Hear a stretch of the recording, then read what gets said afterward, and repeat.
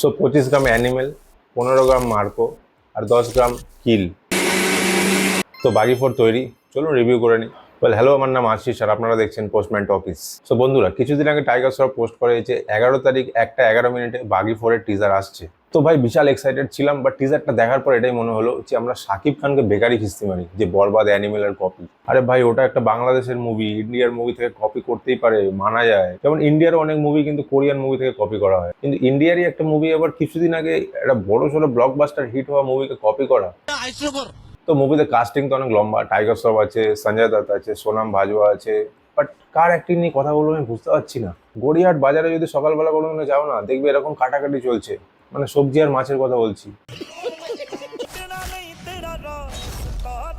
এটা কি ছিল ভাই, দাঙ্গালেরও কপি? আচ্ছা, এটাও যদি মেনে নিই যে ভাই এখন আলফা ক্যারেক্টারের হেভি ডিমান্ড চলছে, বিশাল ভালো ভালো মুভি আসছে, কিল তারপরে মার্কো এই টাইপের মুভি চলছে, যে তোমরা ইন্সপায়ার্ড হয়েছো, কপি করোনি, মেনে নিলাম। বাট লাস্টে কি এই পাঞ্জাবি গানটাও ঢুকিয়ে দিয়েছো বি প্রাককে দিয়ে, পুরো ভাইবটাই তো ম্যাচ করে যাচ্ছে অ্যানিমেলের সাথে। সন্দীপ রেড্ডি ভাঙ্গা শিওর এই বাঘের ডিরেক্টরকে খুঁজছে। সিরিয়াসলি যদি বলি না, বাঘি ফ্র্যাঞ্চাইজি কিন্তু দিন দিন ইরিটেটেড হয়ে যাচ্ছে। কারণ ভাই ফার্স্ট পার্টে আমরা দেখেছিলাম যে গার্লফ্রেন্ড কিডন্যাপ হয়ে যাচ্ছে, সেকেন্ড পার্টে মেয়ে কিডন্যাপ হয়ে গেছে, থার্ড পার্টে ভাই কিডন্যাপ হয়ে গেছে, ফোর্থ পার্ট যেটা এখন বেরোচ্ছে মনে হচ্ছে টাইগার সব নিজেই কিডন্যাপ হয়ে গেছে, আর পরের পার্ট যেটা বেরোবে ওটা ডিরেক্টর কিডন্যাপ হয়ে যাবে। সিক্স পার্টে তো ভাই অডিয়েন্স মানে আমরা সবাই কিডন্যাপ, মুভি শেষ, ফ্র্যাঞ্চাইজি খতম, টাটা গুড বাই।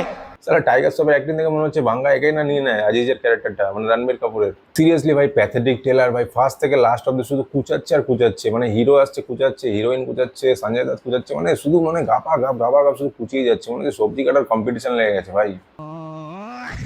কপিগুলো একবার দেখো, মানে অ্যানিমেলে মাস্ক পরে যে একটা অ্যাকশন সিকোয়েন্স ছিল রণবীর কাপুরের গানে, পাঞ্জাবি ব্যাকগ্রাউন্ডে গান চলছে, ওরকমই মানে ওখানে মাস্ক পরেছিল মুখের মধ্যে, আর এখানে পুরো ঘুঙ্গুই পরিয়ে দিয়েছে। আবার টাইগার সব ডায়লগ দিচ্ছে, কুন্ডি খড়কাও ইয়া সিধা আন্দার হবো। ভাই যা টিজার দেখে নিয়েছে লোকে, কুন্ডিও খড়কাবে না, আন্দার তো যাবেই না থিয়েটারে। তবে মুভির ভালো দিক যদি কিছু বলি, ব্রুটাল লেগেছে টাইগার সবকে, অ্যাকশন সিকোয়েন্সগুলো অনেক ফাস্ট, বাট ভিএফএক্স আরো বেশি ভালো করা যেতে পারতো। আর শুধু ভিএফএক্স না, মিউজিকও ভালো হতে পারতো, বিজিএম গুলো যদি বলি, আর যদি একটু অন্যরকম মানে স্টোরি বিল্ড আপ ডায়লগ গুলো হয় না, ওরকম কিছু একটা দিত।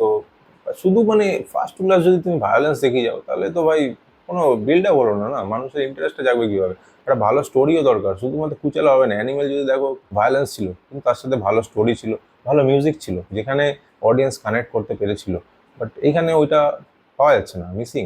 সো আমার এর থেকে বেশি কিছু বলার নেই। বাগি 4 যদি ট্রেলারকে এক লাইনে রিভিউ করি, তো ভাই এটা এখন an average trailer. Let's see, trailer আসলে আরো বেশি বিশদে আলোচনা করতে পারবো, ডিটেলসে বলতে পারবো, দেখা যাক।